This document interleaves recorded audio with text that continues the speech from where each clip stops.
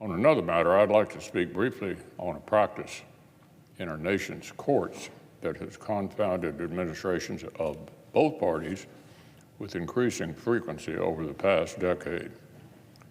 It's the issuance of nationwide injunctions. Time after time, district judges will respond to a case challenging a federal law by preventing its application not just to the parties before them or within their jurisdictions, but nationwide. During the last administration, Attorney General Sessions and Barr issued policy and litigation guidance on the issue to try and pare it back. Senator Cotton introduced a bill to eliminate the practice by statute, and Chairman Graham was eager to move the Cotton bill. But Senate Democrats were not. In fact, their star witness in support of nationwide injunctions is now a federal judge in the District of Columbia. Rather than working with Republicans to eliminate a practice that gores the oxen of both parties, it turns out our colleagues prefer to preserve it just for themselves. Now that nationwide injunctions are being used against the Biden administration, liberal allies in the academy and in the media have started to target single-judge divisions where they think conservative plaintiffs are likely to get favorable ratings from sympathetic judges. The Democratic leader even wrote to the Judicial Conference demanding action against the scourge of judges who don't rule in favor of the Biden administration.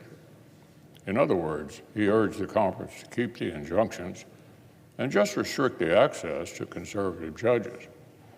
Well, it seems the Judicial Conference took the bait.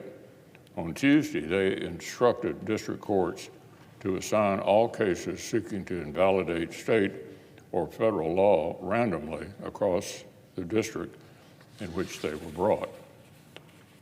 This will have no practical effect in the venues favored by liberal activists. But Democrats are still salivating at the possibility of shutting down access to justice in the venues favored by conservatives. What will this do in practice? It means a young woman challenging Texas abortion laws in Austin can now be forced for no good reason to have her case heard in El Paso. A veteran defending his Second Amendment rights in Youngstown can be sent to Toledo to have his day in court. In Kentucky, a coal miner challenging labor regulations in London could find his case handed to a judge in Covington, all to prevent so-called judge shopping. But, Mr. President, didn't Chief Justice Roberts say, quote, "There are not Obama judges or Trump judges"? What exactly is the problem that demands such a drastic solution? Here's what this policy won't do. It won't solve the issues caused by nationwide injunctions.